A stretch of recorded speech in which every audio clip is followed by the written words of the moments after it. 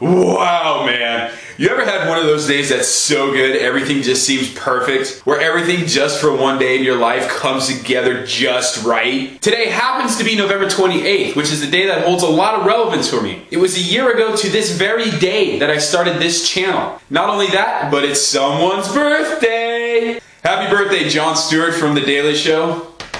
Much love, man. It also happens to be my birthday, but let's not get carried away. This is about Jon Stewart. Oh, that's right. Speaking of subs, Mr. Sensitivity, Rage 723, Norbulus Prime, Ali Clifton Sucks, Long Haul Creations, The Collector 75, Awake 3 Eternal, The Studio 5924, New Stuff Great, Ravindum, and finally Heath Kin. That is 11 new subs in total. And not only that, but a special thanks go to Rowdy Rodimus. He's the guy that turned me on to this kit in the first place. Without him, I wouldn't even know this thing existed. I got over 100 subs now. That was a personal goal of mine, get 100 subs in a year. And damn, for a while there, I didn't think I was gonna make it. What with all the trolls and the hate mail and the haters with the hate mail and the Africanized killer bee scares, planes flying overhead. It's one of my biggest problems filming. No peace and quiet. Gotta constantly pause and reshoot. Because Pan Am has to take a shorter route. Of course, the airfield these guys keep taking off from is like 20 miles away, yet somehow they keep passing over this house. Oh yeah, unless I forget the trains that are always in the back, because there's a train track like right back there. Just like the other side of that wall, train track.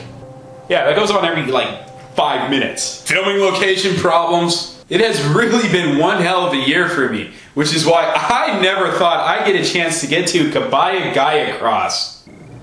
Oh, son of a... This candy kit combiner is an official product from Takara-tomy and Kabaya, which means we're getting 6 new original characters that form a Gestalt. My Japanese really isn't what it used to be, but according to the 3 lines of dialogue we get on the back of the box, I think, it says that each robot came from a different dimension, and they all banded together to form Gaiacross. Now starting last on the list out of these combiner components, but the first one I actually ended up building, Launcher. I always have fun putting together these Kabaya candy kits. There's just one problem that's prevalent with this certain set. It's the old adage of what you see is what you get. All 6 of these robots are the exact same size, even the main torso component. They're about half the size of a regular Kabaya kit, or dare I say even a third of the size. Secondly, these are all the exact same damn figure. They just have different stickers and new accessories to tell them apart. Thirdly, they're all parts formers. Sucks! You gotta rip them to shreds to turn them into their alt modes. Thankfully, with Launcher serving as my punching bag, I've managed to explain away all the problems this set suffers from. Besides articulation, but I'm pretty sure you could guess that just from looking at it. Arms moving, legs kinda. Articulation, there you go. That's the whole range on the whole set of all 6 figures. Oh, I feel kinda bad. I think I made Launcher cry.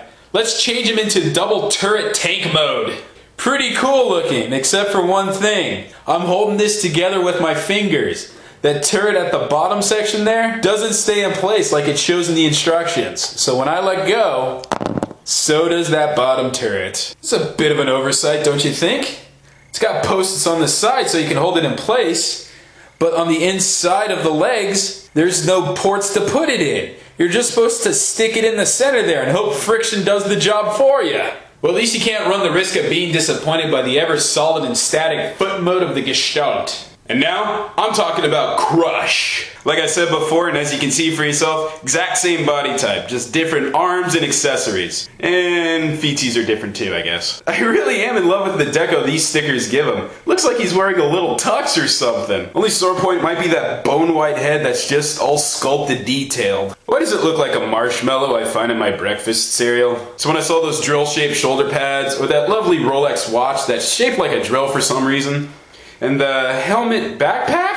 First thought that came to mind is, wow, this guy is a Gurren Lagann fanboy. Well, as it turns out, I was only half right, because Crush transforms into this drill tank spaceship with a helmet mounted on it? Who needs drugs? I got Transformers! I'm gonna give Crush a leg up over Launcher on this one. His vehicle mode may be more inexplicable as to what the hell it is, but at least it's all holding together. And at least I can explain it away by saying it's Cybertronian. Now it's in the second stages of this Gestalt mode where things really start to get fun. You have to take pieces from Launcher, the first figure, and add them to Crush to form the foot. At this stage, this is where I give Takara and Kabaya their props. They knew they were dealing with a parts former for their combiner, so they decided to go the Lego route and just mix and match the pieces so they could form their Gestalt. Being the Lego fanboy that I am, I really like I can swap accessories with any of my other robots, who are just basically little Lego men. And third up in this menage a trois of a Kabaya combiner is my favorite figure out of the set so far, Stream, the boat. He has the most intricate sticker detail, which definitely leaves an impact, what with its golds and its navy blues, which make me think, yeah, this is a navy something. And the word something is actually the greatest compliment I can think of for Stream. His robot mode doesn't belie what his alt mode's gonna be. Sure, there's some sort of like hot rod type spoiler on his back, but no hint of any kind of alt mode on the front. For some of you, it was really obvious right away that Stream turned into some sort of boat. But did you ever imagine it was a boat this lovely? There are no words for this. Just no. Shh, no words. All about the detailing. The bow of the ship's detailed, the windows on those cabins are detailed, the sides of the ship got detailing. That spoiler got detailing, but you already saw that. The fistos in the backo. Pound it! And if we follow the path of those long limbs up front, oh, what's that? What's that? They form the cabin up top. Just another reason Stream is my love boat. Kabaya or Kabara managed to turn those limbs into detail instead of leftover kibble. And when you break Stream down for his parts so you can form your combiner, you get the letter M, which stands for waste. This feels like the scariest piece of the combiner. Every other limb mode is reinforced with kibble, but this is left standing alone. So now finally dealing with the pieces that make our upper torso, Cosmo. Not to be confused with Cosmos with an S, this is just Cosmo. I'm not too sure about this guy. He's wearing a long sleeve sweater and some hot Daisy Dukes, and he's got your dog's water bowl on his wrist. He has some horn detailing on his head there like he's a Gundam, which is meant to match the fin on his back. But his plastic is so white, he's actually washing out the detail on my camera. Of course, all of the metrosexual malevolence I feel towards Cosmo can be forgiven when I see him in his beautiful alt mode. You know, as awkward and unappealing as the robot mode was, it's the alt mode that's managing to save my opinion of this guy. Now, are you folks ready for a good laugh? Because Lord knows I haven't been able to do that.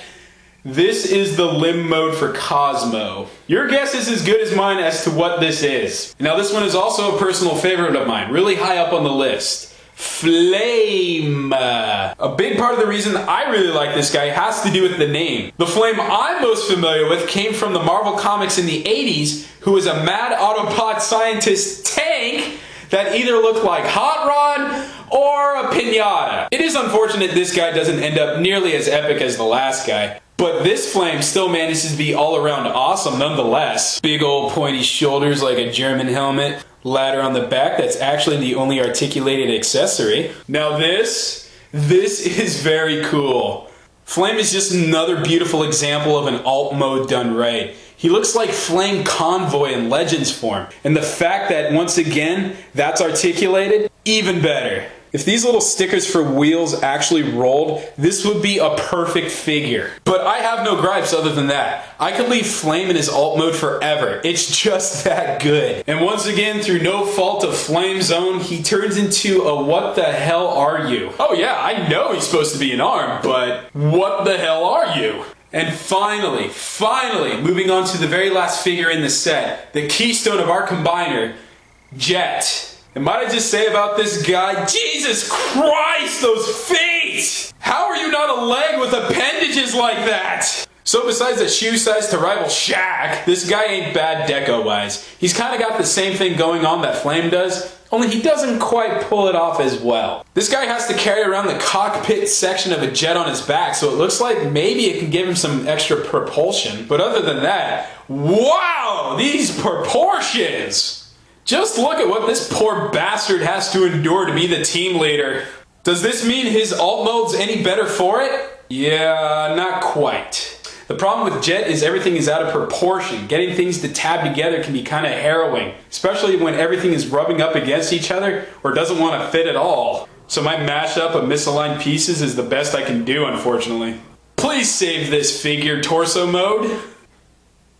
You win this round, Jet. So finally, everything is in place to form Gaiacross. All the robots are in their limb mode, and all the extra kibble has been shifted around and given a home.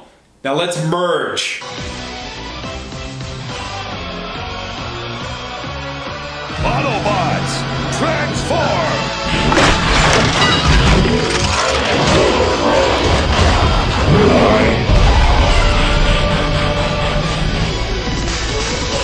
And finally, we get Gaiacross. And I can safely say he's pretty much what I expected. Flimsy, shaky, held together by a prayer, shoulder pads that make Rail Racer jealous. I just realized I'm missing a hand on the left arm. Every possible thing that you fear and hate about these Kabaya candy kits is personified in this combiner. But I don't care. Takara and Kabaya set out to do something new with these, and they experimented with doing an all-original combiner. They went out on a limb to try to please us, and for that, great! You know, the odds are pretty good Takara-tomy will never release a Gaiacross combiner in their main Transformer toy lines. So I say damn the fact that the individual kits are smaller than the rest of the Kabayas out there. Or maybe that Gaiacross is about the size of a deluxe, and that he's wafer thin and articulate like a brick. I don't care. I put this guy together myself with my own two hands. I built Gaiacross from the ground up. And because I did that, it helps give Gaiacross to me more meaning than some of the figures I buy out there. So now as we stand here at the edge of this review, I'd like to say one more time thank you to each and every one of you out there who's listened to me, written to me, subscribed to me, favorited me, everything you've all ever done for me to help support this channel. I got 100 subs in less than a year. I got over 100 subs in less than a year. That's pretty cool. And in the following year, who knows? Maybe I'll even get to 1,000. But for right now, Rave9 saying, this has been one hell of a year.